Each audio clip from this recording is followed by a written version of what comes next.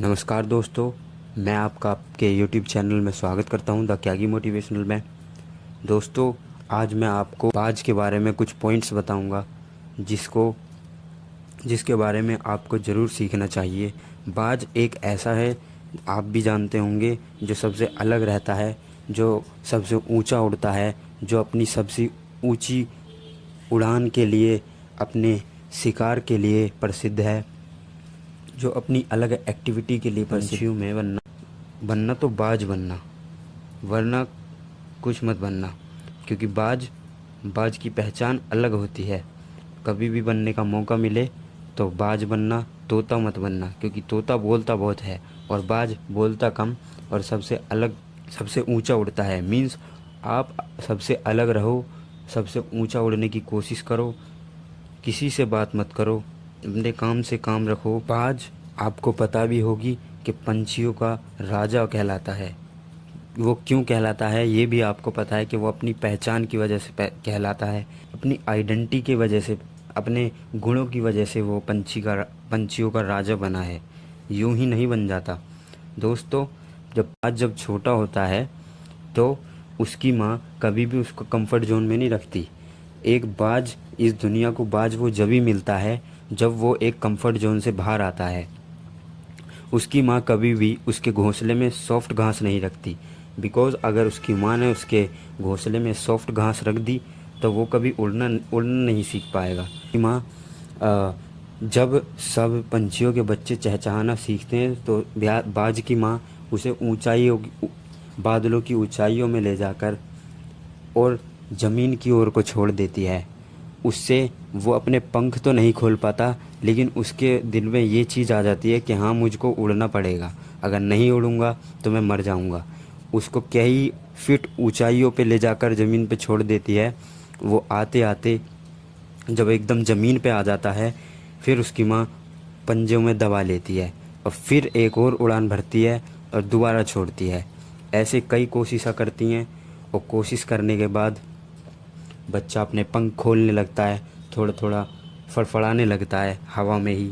बाज, आपको पता भी होगी कि सबसे अलग और सबसे ऊंचा उड़ता है और कभी अपने से छोटे पंछियों के साथ नहीं रहता। ना बैठता, ना उठता, ना उड़ता उनके साथ। यही सबसे ज़्यादा उसकी पहचान है कि वो सबसे अलग रहता है और सबसे ऊंचा उड़ता है। आपको भी सबसे अलग रहना है, सबसे ऊंचा उड़ने की कोशिश करनी है। अपने काम से काम रखो, क्योंकि किसी का काम करने में आपकी कोई भलाई नहीं है। दूसरा पॉइंट है, बाज अपना विज़न क्लियर रखता है। बाज 5 किलोमीटर की दूरी से शिकार को अपने देख लेता है और देखने के बाद चाहे कितनी भी मुश्किलें आ जाएं, कितना भी उसे दुख दर्द का सामना करना पड़े, हवा, पानी, आग, कितनी भी गर्मी का सामना पड़े, किसी चीज़ का भी पड़े सामना, वो उस चीज़ को चीरता हुआ अपने शिकार को पकड़ के, दबोच के और उसे मार के ही दम लेता है। आपको भी अपना विज़न क्लियर रखना है। आपका एम है कि मुझे 2 घंटे पढ़ना है, 4 घंटे पढ़ना है, तो आप उसे पढ़ने के बाद ही उठे हो। आप लोग भी अपना विज़न क्लियर रखिए, अपनी हर प्रॉब्लम से लड़िए। आप छोटी प्रॉब्लम को भी बड़े उससे देखते हैं, आप डर जाते हैं, जब भी आपको वो छोटी प्रॉब्लम भी बड़ी ही लगती है। नेक्स्ट पॉइंट है, बाज कभी भी मरे हुए जानवरों को नहीं खाता। वो हमेशा अपना शिकार करके ही खाता है। आपको भी यही काम करना है। कभी भी अपने पास्ट को याद करके नहीं रोना। अपने पास्ट के सारे थॉट्स, सारी ख़राब बातें आपको भूल जानी चाहिए। और अगर आप बिजनेसमैन हैं तो कभी भी आपको ये देखना चाहिए कि सामने वाला आपकी डील के लायक है या नहीं है।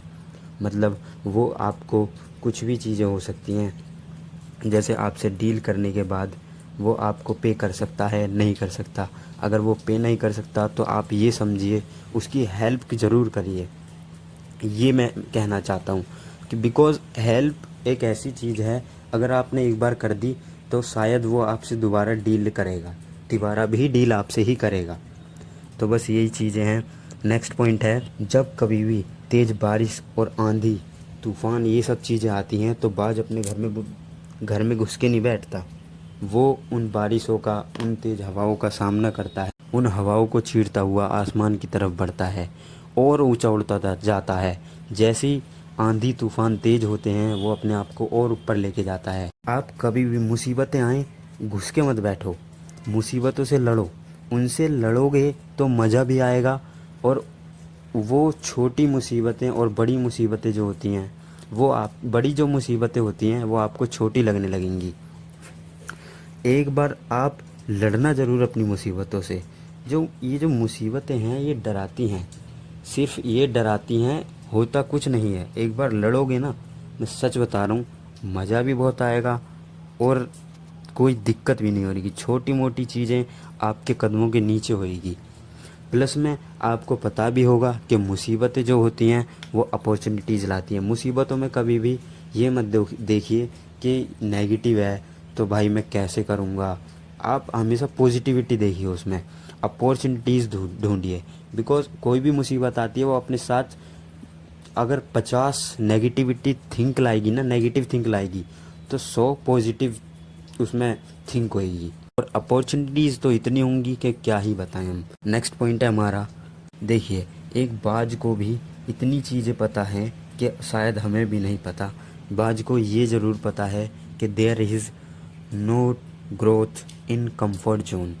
कभी भी हमारी कंफर्ट जोन में ग्रोथ नहीं हो सकती। मुश्किल आप ये भगवान से मांगिए कि भगवान अगर मैं पढ़ाई कर रहा हूँ, मैं बिजनेस कर रहा हूँ, तो उसमें मुश्किलें जल्दी आए। आपके लिए अगर जितनी मुश्किलें जल्दी आएगी उतना ही आपके लिए अच्छा होगा। बिकॉज़ जितनी जल्दी आप गिरोगे उतना जल्दी चलना सीखोगे। बिजनेस में यही है, आप आज गिरे बहुत अच्छा है, खड़े होइए, कल फिर गिरो, फिर परसों उठो। बिकॉज़ गिर गिर के ही चलना सीखेंगे हम। भगवान से कभी मत ये मांगना कि भगवान मुझे परेशानियाँ मत दो, मुझे कठिनाइयों से मत लड़ने दो। यही मांगना, भगवान अगर मैं हूँ तो मुझे, अगर मैंने कोई स्टार्टअप करा है तो भगवान मुझे आज ही गिरा दो, मुझे आज ही गिरा दो, मैं आज गिरना पसंद करूँगा कल की वजह। नेक्स्ट पॉइंट पे लेके आते हैं। आपको एक बाज की एज तो पता ही होगी कितनी होती है। एक बाज की एज होती है 70 साल। जब वो 40 साल का हो जाता है तो उसके पास एक परेशानी आती है जो हमसे भी बुरी होती है। शायद हम उस परेशानी का सामना भी ना कर पाएँ। हमारी तुलना से इतनी कठिन उसकी परेशानी होती है, अगर हमें दे दी जाए उसकी परेशानी तो शायद हम मरना ही पसंद करेंगे। उसके पास 3 परेशानी होती हैं, लेकिन बहुत ख़राब परेशानी होती है वो। पहली परेशानी होती है कि उसकी चोंच, जब वो 40 साल की एज में आता है तो उसकी चोंच ख़राब होने लगती है। उसे अपने शिकार को निगलने में बहुत परेशानी होती है। दूसरी परेशानी, उसके पंख उसके सीने से चिपकने लगते हैं, उड़ नहीं पाता। उसकी तीसरी परेशानी, उसके पंजे लंबे और मुड़ने लगते हैं। अब उसके पास इन परेशानियों को लेकर सिर्फ उसके पास 3 रास्ते होते हैं। पहला कि वो या तो मरना पसंद करे, अपनी शरीर को त्याग दे। दूसरा, वो गिद्ध की तरह बचा हुआ खाना दूसरे का शिकार खाने लगे। तीसरा, या वो अपना पुनर्निर्माण करे। अगर हमारे जैसा व्यक्ति हो, हमारे जैसा एक ह्यूमन हो, तो वो इन परेशानियों में मरना ही पसंद करेगा। क्योंकि अगर हमसे कह दिया जाए हमारे नाखून ख़राब हैं, तो हम उन नाखूनों को इतनी बड़ी परेशानी बना देंगे कि क्या ही बताएं। मतलब मैं यूँ नहीं कह रहा कि आपके नाखून वैसे बड़े हो जाएं कि जैसे अब होते हैं ह्यूमन की तरह, वैसे नहीं, जैसे बाज के होते हैं, जैसे वो अपने नाखून निकालता है, वैसे आप ही समझिए कि वो कितनी बड़ी और बुरी पीड़ा से गुजरता है। रास्ता चुनता है तीसरा, जो कि हमारे जैसे ह्यूमन के लिए चुनना बहुत ही ज़्यादा, शायद बहुत 100 में से हम 2% ही कर पाएँ। वो अपना पुनर्निर्माण करता है, अपने आप को पुनर्जीवित करने लगता है। वो पहाड़ों में वो जितना ऊंचा उड़ सकता है सबसे ऊंचा उड़ के अपने घोंसला बनाता है। घोंसला बनाने के बाद वहाँ बैठ के वो अपनी सबसे पहले चोंच को पत्थर पे मारता रहता है। मारने के बाद वो अपनी चोंच को तोड़ता है, उसके मुंह से खून निकलता रहता है, लेकिन वो फिर भी अपनी चोंच को पत्थर पे मारता रहता है। उसका दूसरा ही चोंच आने के बाद दूसरा प्रोसेस स्टार्ट करता है, वो अपनी चोंच से अपने नाखूनों को उखाड़ता है, काटता है, फेंकता है। फिर ये दूसरा प्रोसेस ख़त्म होने के बाद तीसरे प्रोसेस पे आता है, अपने पंखों को निकालता है एक एक करके, इतनी एक एक करके निकालता है। अगर आप हमसे कह दिया जाए एक एक करके बाल निकाल तो हमें कितना दुख होगा। वो अपने कर एक एक करके अपनी बॉडी को कितना दुख देता है। नए पंख आने का इंतज़ार करता है और उसके नए पंख आते हैं। नए पंख आने के बाद उसका निर्माण हो जाता है। वो दोबारा जन्म लेता है आसमानों को चीरने के लिए, आसमान की हवा को चीरने के लिए वो पुनर्निर्माण अपना कर लेता है। इस प्रोसेस को उसके कम से कम 5 महीने लगते हैं। वो 5 महीने अपने आप को इस भट्टी में झोंक देता है कि अगर हमने झोंक दिया तो शायद हम उसकी तरह एक पुनर्जीवित हो जाएं।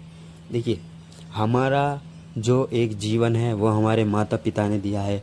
हमारा जो दूसरा जन्म है वो हमारा दूसरा जन्म हमारी नॉलेज बनाती है, हमारी वर्क की फील्ड बनाती है। हम अपने वर्क में कितना परफेक्ट हो रहे हैं ये हमको वो चीज़ें बताती हैं।